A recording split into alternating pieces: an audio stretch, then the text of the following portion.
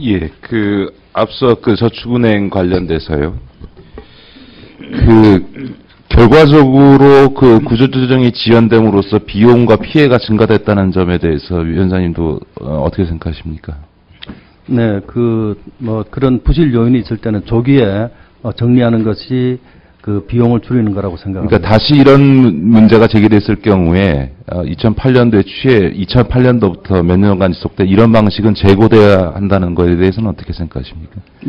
당시에 여러 가지 경제 상황이 어려운 상황이었기 때문에 그때 맞는 결정을 했을 것이라고 생각을 합니다만은 어찌됐건 간에 아까 위원님께서 지적하신 대로 이 구조조정의 4대 원칙은 지켜지는 것이 가장 국민경제에 장기적으로도 덕이 된다 이렇게 생각합니다. 결국은 정부가 PF 매입이나 회계기준 변경 등을 통해서 사실상은 이제 분식회계 효과가 나게 만들어서 구조조정을 지연시킴으로써 이게 오히려 비용이 증가됐던 측면이 있다.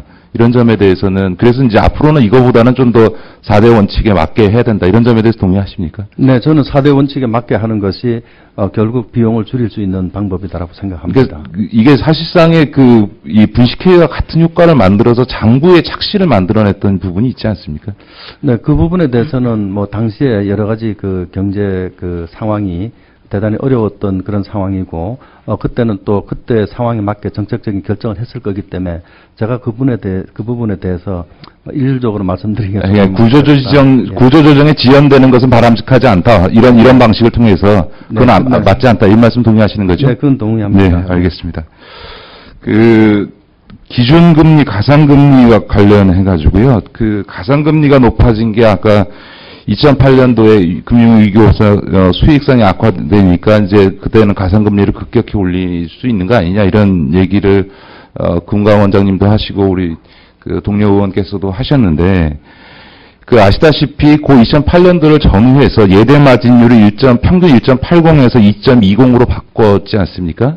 예대 마진율을 높여가지고 그 3년 동안 2008년 이후 3년 동안에 은행이 10조 원 정도의 예대 마진율 확대를 통해서 이미 이익을 얻었습니다.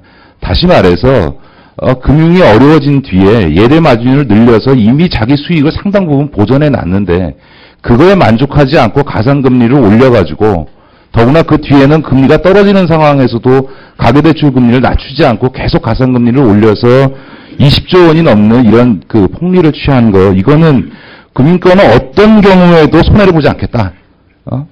국민이 무려 160조나 되는 공적 자금을 투입해 가면서 살려놨더니 이 은행들이 자기는 어떤 경우에도 손해볼 수 없고 자기가 손해나는 상황이면 국민들에게 이런 말도 안 되는 가상금리를 매겨서라도 자기 수익은 지키겠다. 이런 행태는 정말 금리의 공공성을 생각하면 있어서는 안 되는 거 아닙니까? 네, 의원님 지적하신 대로 2008년도에 보면은 이 가상금리가 상당히 빠른 속도로 올라간 것이 사실입니다. 그리고 2010년을 고비로 해서 그 이후에는 또 가상금리가 이렇게 꾸준히 내려오는 추세를 보이고 있는데, 아까도 제가 잠시 말씀을 드렸지만은 이 가상금리와 기준금리 간의 상관관계가 경제 상황에 따라서는 또 이렇게 여러 가지 형태로 나타날 수 있고. 그러니까 제 말씀은 상황 설명드린 게 아니라 은행들이 이런 태도를 보이는 것은 그러니까 은행이 어려워지면 서민은 얼마나 더 어렵겠습니까? 고통분담 차원에서 보면 이렇게 은행들이 자기 수익 보전을 위해서 이런 식으로 가상금리를 운영하는 건 적절치 않죠. 은행이 기본적으로 리스크 관리를 해가면서 영업을 하는 것은 이제 자율에 의해서 하겠습니다만은, 이 국민 경제가 어려울 때 상응하는 그런 역할을 해야 된다는 점에 대해서는 저도 생각을 같이 합니다. 예, 금강 원장님, 아까 예대 마진율을 높게 책정하면 경영평가에서 우수하게 쳐주는 거는 폐지하겠다라고 하셨죠? 예, 제가 그 부분을 그러니까 자체가 하겠다 안 하겠다만 말씀해 주시죠. 하여튼 개선을 해야 되겠습니다. 예, 그거는 그동안 그거 잘못해 왔다는 거죠. 그러니까 싸게 예금 유치해서 비싸게 서민에게 이 대출 이자 받는 것을 경영에서 우수하게 평가해 주는 건 잘못됐다 이런 거죠. 네, 그게 아마 수익성 측면으로 평가 지표. 그러니까 수익성만 보고 그렇게 해서 서민들에겐 피해가 간 거지 않습니까? 그죠? 그게 조금 일부 그런 요인이 될 수도 있다고 생각합니다. 네. 마지막으로 하나 더 좀 1분 추가해 주십시오.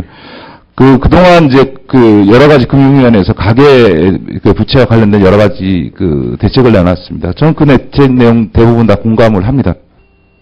대개 다 뭐 예를 들어서 변동금리를 고정금리로 한다든지 일시상환되어 있는 거를 좀 분할상환한다든지 이런 대출구조를 변형시키는 거거든요. 그런데 이번에 이제 가상금리 문제에서나 CD금리 담화 문제에서 나타난 것처럼 은행의 수익에 직접적 영향을 미치는 이런 이자율 문제와 관련해서는 예대마진 문제라든가 손을 대고 있지 않습니다. 이 얘기는 뭐냐면 은행의 수익성에 대해서는 손을 전혀 대지 않고 그 상태에서 가계부채를 해결하겠다 이렇게 나오는 거거든요. 다시 말해서 은행의 이익은 침해되지 않는 범위에서 가계부채를 해결하겠다고 하니까 이게 가계부채 대책이 서민들에게 보기에는 피부에 안 하다는 거냐. 왜냐하면 서민들이 가장 가깝게 느끼는 건 내가 대출받은 것에 대해서 이자를 얼마 내고 어떻게 갚느냐 문제 아니겠습니까? 그런 점에서 저는 김석동 위원장께서 이 본질적인 문제에 대해서 피부에 와닿는 대책을 해주셔야 우리 금융당국이 가계부채에 있어서 정말 국민의 입장에서 한 거 아니냐 이런 입장을 취한다는 생각을 분명하게 된다는 걸 말씀드립니다. 네, 저희가 가계부채 이 문제에 대해서는 제가 취임 초부터 아주 심각한 생각을 하고 대책을 해왔고, 이 부분에 은행에서는 어떤 손실이 없지 않느냐 하는 부분과 관련해서는 사실은 은행들이 저희가 상당한 규제 장치를 통해서 추가적인 대손 충당금을 쌓도록 하는 등 여러 가지 은행에 대한 직접적인 규제를 하고 있고, 뿐만 아니라 이 가계부채 문제에 대해서 저희가 이제 대책을 하면은 결국은 가장 걱정되는 부분이 서민 계층이 어려워질 것이 걱정이 됩니다. 그래서 저희가 서민 금융 쪽을 대폭 확대하기 위해서 사실 은행들이 이렇게 밖에 지금 널리 알려져 있지는 않지만은 여러 가지 지금 이 자금의 출연 등을 통해서 역할을 하고 지금 있다는 점을 제가 말씀을 드립니다. 네. 예, 수고하셨습니다. 다음은 존경하는 이종걸 위원님 질의해 주시기 바랍니다.